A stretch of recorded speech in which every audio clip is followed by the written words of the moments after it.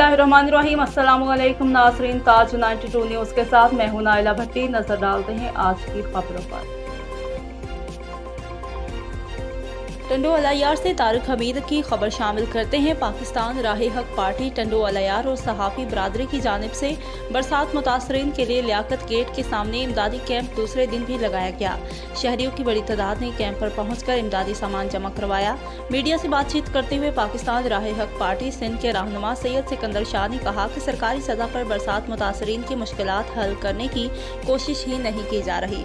बरसात मुतासरीन के साथ हुकूमती सलूक काबिल मुसम्मत है।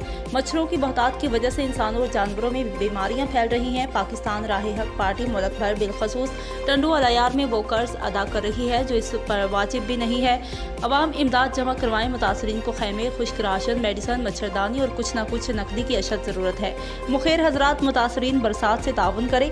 इस मौका पर मुफ्ती जुल्फ़िकार अहमद, मौलाना इफ्तिखार निज़ामानी, मुफ्ती इब्रार शरीफ, मौलाना अब्दुल हई मुतमईन, सैयद इश्तियाक हुसैन, फतेह मोहम्मद दर्स, नजमुल हक शेख, नबू अल अकलानी, मोहम्मद इसहाक मंगरियो, सहाफ़ियों में अब्दुल हमीद अब्बासी, सैयद अतीकुर रहमान, मोहम्मद रियाज जट, मोहम्मद सलीम कमांडो, अदनान जट और ज़ाहद न्याज कायम खानी भी मौजूद थे।